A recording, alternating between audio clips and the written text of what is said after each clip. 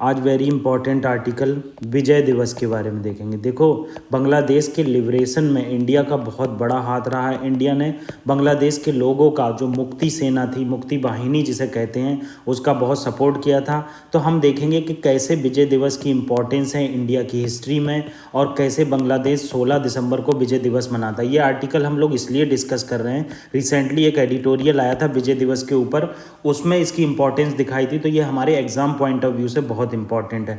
Other article Sabarimala temple के बारे में देखेंगे, मकराविलक्कू फेस्टिवल के बारे में देखेंगे और इंपॉर्टेंट आर्टिकल देखेंगे और प्रीलिम्स का एक क्वेश्चन डिस्कस करेंगे जो बहुत इंपॉर्टेंट है हमारे प्रीलिम्स के लिए एग्जाम पॉइंट ऑफ व्यू से। तो फ्रंट पेज का एक आर्टिकल देख लेते हैं। देखो, फ्रंट पेज पे क्या कहा गया है। सुप्रीम कोर्ट ने कहा है कि आपको और टाइम नहीं दिया जा सकता सरेंडर करने के लिए। देखो, जो कन्विक्ट थे, हम जैसे बिल्किस केस पढ़ चुके हैं, कई बार डिस्कस कर चुके हैं, उसमें क्या हुआ था, 11 लोगों को गवर्नमेंट के द्वारा माफ़ी दे दी गई थी और उन्हें रिहा कर दिया गया था। ठीक है, ये किया गया था सीआरपीसी के अंदर। सीआरपीसी के अंदर सेंट्रल गवर्नमेंट के पास पावर है कि किस तरह से लोगों को एक निश्चित समय के बाद रिलीव कर सकती है और उनको बेल दे सकती है। तो इस तरह से बिल्किस के केस में क्या किया गया था, गुजरात चुनाव से पहले ये सब कंडीशन की गई थी और हमने देखा था कि कैसे हाई कोर्ट को मिसलीड किया गया था और सुप्रीम कोर्ट को मिसलीड किया गया, क्योंकि इसमें जो वर्डिक्ट देनी थी वो महाराष्ट्र गवर्नमेंट के द्वारा देनी थी, क्योंकि महाराष्ट्र गवर्नमेंट के अंदर ही बिल्किस का केस चला था। जब बिल्किस बानो को बहुत ज़्यादा इनसिक्योरिटी होने लगी इस केस से रिलेटेड, तो उन्होंने इस केस को कहा था कि आप महाराष्ट्र में ट्रांसफ़र कर दो। तो सुप्रीम कोर्ट ने इस केस में महाराष्ट्र को ट्रांसफ़र कर दिया था,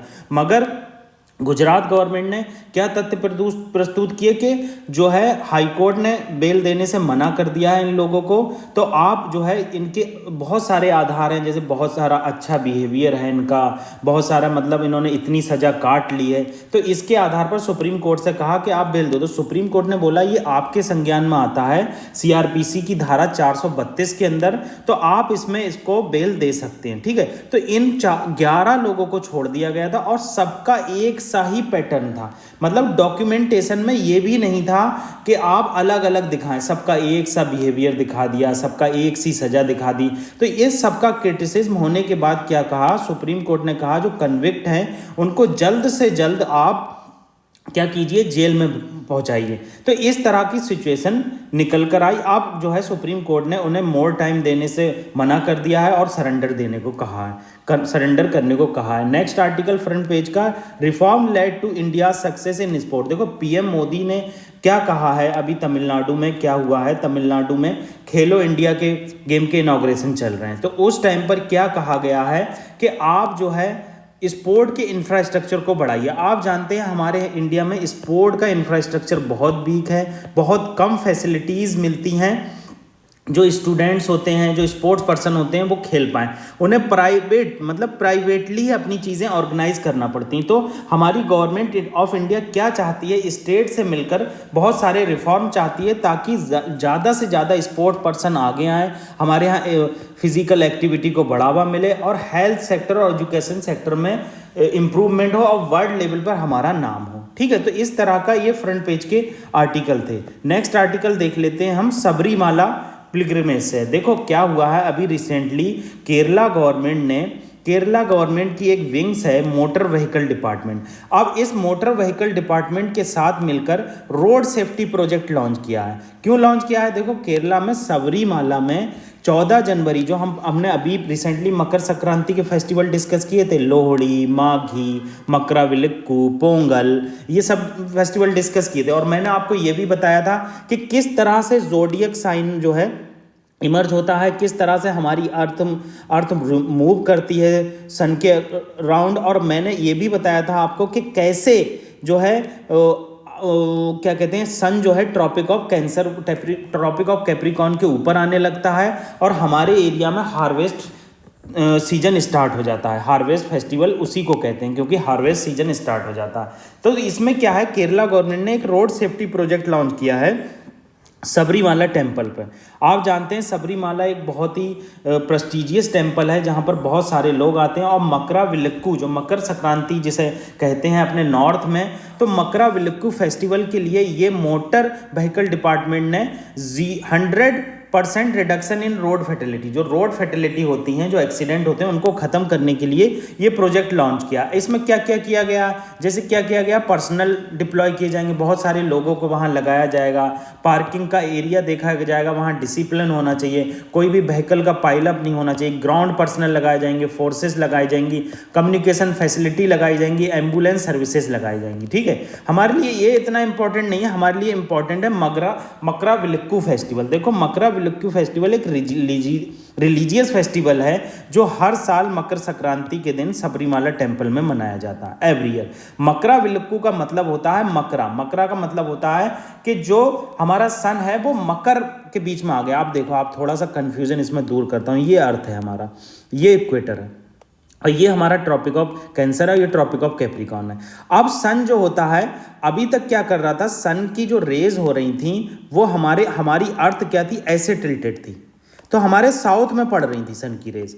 अब क्या है, यहाँ पर ऑस्ट्रेलिया में गर्मी पड़ रही थी, अब धीरे धीरे क्या होगी, सन की रेज जो है अर्थ ऐसे मूव करना स्टार्ट करेगी, तो टिल्टेशन क्या हो जाएगा, नॉर्थ की तरफ टिल्टेशन हो जाएगा और 21 जून को पूरा नॉर्थ की तरफ टिल्ट हो जाएगी अर्थ।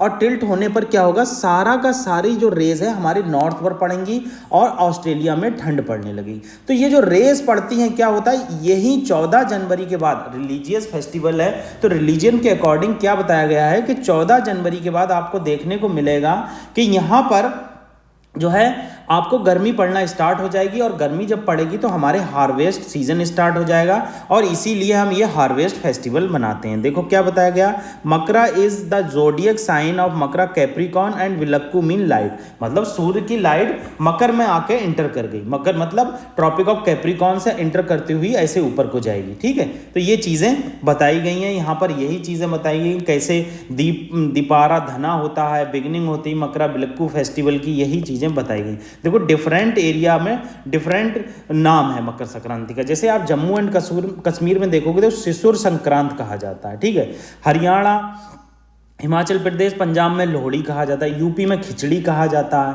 और बिहार झारखंड मकर संक्रांत कहा जाता है, आसाम नॉर्थ ईस्ट में माघ बिहू कहा जाता है, उत्तरायण गुजरात में कहा जाता है, मकर संक्रांति महाराष्ट्र यूपी में कहा जाता है, मकरा संक्रमणा कर्नाटका में कहा जाता है, मकरा विलक्कू हम जो डिस्कस कर रहे हैं वो केरला में कहा जाता है, पोंगल तमिलनाडु में कहा जाता है, पेदा पंडुया आंध्रा में कहा जाता है, मकरा संक्रांति उड़ीसा में कहा जाता है, पौष संक्रांति वेस्ट बंगाल में कहा जाता है। तो ये हमारे हार्वेस्ट फेस्टिवल के नाम हैं, डिफरेंट लोकेशन पर डिफरेंट तरीके से मनाया जाता है। जैसे लोहड़ी में आग जलाई जाती है, उसमें अन्न डाला जाता है, लोग डांस वगैरह करते हैं। इसी तरह से क्या होता है, केरला में मकरा विलक्कू के नाम से जाना जाता है और लोग लॉर्ड अयप्पा की टेम्पल में जाते हैं। ठीक है, जिसे सबरीमाला कहते हैं। अब क्या है, इसी दिन क्या होता है, एक सेक्रेड ऑर्नामेंट पहनाया जाता है। किसको, लॉर्ड अयप्पा को।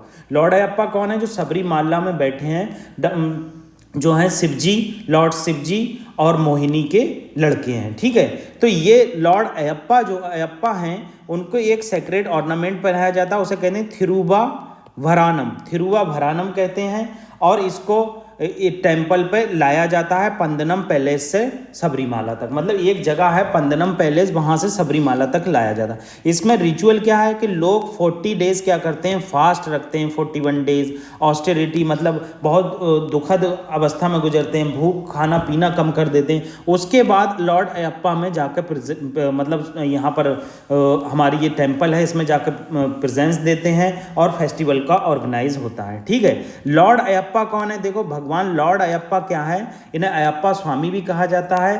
भगवान लॉर्ड अयप्पा सन है लॉर्ड शिवा के और मोहिनी के। मोहिनी एक ओनली फॉर्म है फीमेल की लॉर्ड विष्णु की। आप याद रखना, मोहिनी जो है विष्णु की ओनली, लॉर्ड विष्णु जो है हमारे, उनकी ओनली फॉर्म है फीमेल। ठीक है, Ayyappa Swami is a highly regarded and worshipped by devotee all over India, मतलब जो हमारे लॉर्ड अयप्पा हैं, भगवान स्वामी हैं, वो उनकी पूजा पूरे ऑल ओवर इंडिया की जाती है और सबरीमाला में बहुत बहुत दूर से लोग आते हैं। तो ये इंपॉर्टेंट आर्टिकल था कि लॉर्ड अयप्पा किसे कहते हैं, सबरीमाला टेम्पल कहाँ पर है, केरला में मकरा विलक्कू फेस्टिवल क्यों मनाया जाता है, ये सब चीज़ें आपको पता होना चाहिए। नेक्स्ट आर्टिकल हमारा ओमान इंडिया से रिलेटेड है। देखो अभी रिसेंटली क्या हुआ था, ओमान के सुल्तान जो है इंडिया में आए हुए थे। तो वेरियस मैटर इसमें डिस्कस हुए। आपको ओमान के सुल्तान का नाम पता होना चाहिए, पीसीएस लेवल पर ऐसे क्वेश्चन पूछ लेते हैं। सुल्तान हैथम बिन तारिक, इनका नाम तारिक याद रख सकते हो आप, उससे याद रहेगा। इन्होंने विजन डॉक्यूमेंट अडॉप्ट किया जो बाइलेटरल टाइज को बढ़ाएगा, और हमारी कॉम्प्रिहेंसिव इकोनॉमिक पार्टनरशिप में एग्रीमेंट हुआ। अदर चीज़ क्या है, हमास इजराइल वार को भी डिस्कस किया गया कि कैसे इससे टैकल किया जाए।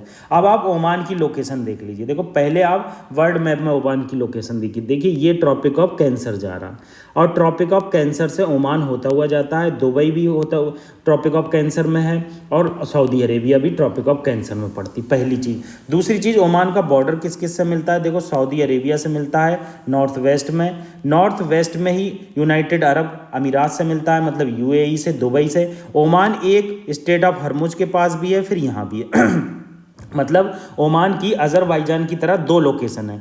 और ओमान जहाँ नॉर्थ में क्या करता है, पर्सियन गल्फ, स्टेट ऑफ हरमुज और गल्फ ऑफ ओमान मिलती है, ठीक है। तो ये जो इम्पॉर्टेंट ओमान की लोकेशन थी। ओमान में एक इम्पॉर्टेंट पोर्ट है जिसे दुकम पोर्ट कहा जाता है। ये Duqm port south east seaboard में ओमान में पड़ता है। ये अरेबियन सी को ओवरलो करता है। पोर्ट दुकम इंडिया की मिलिट्री और लॉजिस्टिक सपोर्ट के लिए बहुत इंपॉर्टेंट है। और चाइना के इन्फ्लुएंस, जो चाइना स्ट्रिंग ऑफ पल्स की स्ट्रेटजी चल रहा है वर्ल्ड में, स्ट्रिंग ऑफ पल्स का मतलब है कि हर कहीं अपने वो बना रहा है, पोर्ट बना रहा है। ये देखो यहाँ ऐसे घेर रहा है, यहाँ पर घेर रहा है, यहाँ पर घेर रहा है जिबूती में, यहाँ अब तुमने देखा होगा क्या कहते हैं मालदीव में, मालदीव को कैसे अपनी तरफ टिल्ट कर लिया है लोन देकर। तो इस तरह की एक्टिविटी चाइना के द्वारा की जा रही है। नेक्स्ट आर्टिकल विजय दिवस के बारे में। देखो 16 दिसंबर 1971 के दिन विजय दिवस मनाया जाता है। इस दिन विजय दिवस यूँ मनाया जाता है, इंडियन आर्मी ने 6 दिसंबर के करीब डिसाइड किया था कि हम बांग्लादेश के लिबरेशन के लिए फ़ाइट करेंगे, जो वहाँ पर हिंदू और मुस्लिम की पॉपुलेशन है उसको प्रोटेक्ट करेंगे। तो 16 दिसंबर के दिन विजय दिवस मनाया जाता है। इंडियाज़ विक्ट्री ओवर पाकिस्तान, ये इंडिया और बांग्लादेश की विक्ट्री है पाकिस्तान के ऊपर, और इंडिपेंडेंस डे होता है बांग्लादेश का, ठीक है। ड्यूरेशन ऑफ वार कब तक चली, 26 मार्च 1971 से लेकर 16 दिसंबर 1971 तक चली। देखो ये चीज़ इंपॉर्टेंट है, ये वार विजय दिवस आपको याद रहना चाहिए, क्योंकि यही बांग्लादेश और पाकिस्तान वार की वजह से इंडिया में बहुत माइग्रेंट आए थे, और यही माइग्रेंट का क्राइसिस आज असम में भी देखने को मिलता है। असम अकॉर्ड हुआ था इसी को लेकर। तो ये चीज़ें यहाँ पर आप देख सकते हैं। तो अगर आपको ये याद रहता है तो आप मेंस आंसर राइटिंग और प्रीलिम्स में भी आसानी से जवाब दे सकते हैं कि असम अकॉर्ड क्यों हुआ था, माइग्रेंट क्राइसिस क्या था, रिजल्ट क्या हुआ था। इसमें डिसीसिव बांग्लादेशी एलाइड विक्ट्री हुई थी। ईस्टर्न कमांड जो पाकिस्तान की थी वो कोलैप्स हो गई थी, और सॉवरेन बांग्लादेश नेशन बना था। 93,000 पाकिस्तानी फोर्सेस ने सरेंडर कर दिया था इसमें, और साइन किया गया था कि बांग्लादेश अब विजय हो गया। देखो यही चीज़ आगे बताई गई है कि कैसे 16 दिसंबर के दिन विजय दिवस मनाया जाता है, और ये इंडिया की विक्ट्री थी पाकिस्तान पर। इंडिया ने इसमें, गवर्नमेंट ऑफ इंडिया ने 3 दिसंबर को डिसाइड किया कि हम इस बार में लड़ेंगे, और बंगाली मुस्लिम और हिंदूज़ का सपोर्ट करेंगे, उनके लिए लड़ाई लड़ेंगे। तो आखिरकार 93,000 जो फोर्सेस थी पाकिस्तान की, उन्होंने सरेंडर कर दिया था अनकंडीशनली, और मुक्ति वाहिनी जो आर्म्ड ऑर्गेनाइजेशन थी उसको और इंडिया को एक विजय दिवस बनाने का मौका मिला था, और बांग्लादेश वहाँ से विजय हो गया था। इसे विजय दिवस कहा जाता है बांग्लादेश में, ठीक है। अब हम प्रीलिम्स का एक क्वेश्चन देख लेते हैं जो बहुत इंपॉर्टेंट है मेरे लिहाज से। आप जरूर इसको सॉल्व कीजिए, आपको बहुत मज़ा आएगा। देखो क्या है question, India is a republic polity because, कह रहे हैं इंडिया रिपब्लिक पॉलिटी है, क्या रीज़न है। पहला, there is a universal adult franchise, क्या यूनिवर्सल एडल्ट फ्रेंचाइज है इसकी वजह से इंडिया रिपब्लिक पॉलिटी है। There is a no hereditary element in our polity, क्या हमारे यहाँ कोई हेरिडिटरी नहीं होता है। जैसे यूके में क्या होता है, किंग हेरिडिटरी बनता है, किंग है आज, उसका बेटा है, उसकी पत्नी है, फिर नेक्स्ट बेटा है, फिर पत्नी है। Constitution ensure fundamental human right, constitution ensure करता है फंडामेंटल ह्यूमन राइट, इसकी वजह से रिपब्लिक पॉलिटी है। There is an elected parliament, क्या इलेक्टेड पार्लियामेंट है इसकी वजह से पॉलिटी। देखो यूनिवर्सल एडल्ट फ्रेंचाइज की वजह से रिपब्लिक ऑफ पॉलिटी नहीं है। देखो रिपब्लिक का मतलब ही होता है पब्लिक, और पब्लिक का मतलब होता है, रिपब्लिक का मतलब होता है कि सारी पावर पब्लिक के पास है। पब्लिक चूज करती है डायरेक्टली इनडायरेक्टली प्रेसिडेंट को और पीएम को, और पब्लिक ही डिसाइड करती है। तो यूनिवर्सल एडल्ट फ्रेंचाइज का कोई मतलब नहीं है, ठीक है यहाँ पर। और हेरिडिटरी नहीं होता है, ये सबसे इंपॉर्टेंट है, ये है कि there is a no hereditary element in our polity. हमारी पॉलिटी में कोई हेरिडिटरी एलिमेंट नहीं है, इसीलिए हम रिपब्लिक कहलाते हैं, ठीक है। क्योंकि हेरिडिटरी होने से क्या होता है, सॉवरेनिटी का उल्लंघन होता है, और हमारी इंडिया ऑलरेडी हेरिडिटरी प्रोसीजर देख चुकी है। देखो, डेमोक्रेटिक पॉलिटी एक्सप्लेनेशन बहुत इंपॉर्टेंट है, जरूर सुनना आप इस वीडियो को ख़त्म करने से पहले। डेमोक्रेटिक पॉलिटी दो भागों में क्लासिफाई होती है, एक मोनार्की होती है, एक रिपब्लिक होती है। मोनार्की में क्या करता है, किंग जो है इंजॉय करता है हेरिडिटरी पोजीशन, जैसे ब्रिटेन में चलती डेमोक्रेटिक सिस्टम है, मगर एक लीनिएज चला आ रहा है कि राजा जो है वो रहेगा ही रहेगा, मगर मोनार्की डेमोक्रेटिक पॉलिटी कहते हैं उसे। और रिपब्लिक डेमोक्रेटिक पॉलिटी जो किसे कहते हैं, जो यहाँ पर जो प्रेसिडेंट है वो इलेक्ट होता है डायरेक्टली इनडायरेक्टली, जैसे यूएसए में प्रेसिडेंट डायरेक्टली इलेक्ट होता है। रिपब्लिक हमारे कॉन्स्टिट्यूशन में वर्ड है, प्रियम्बल में वर्ड है, उसका मतलब है कि प्रेसिडेंट को इलेक्ट किया जाता है हमारे इंडिया में।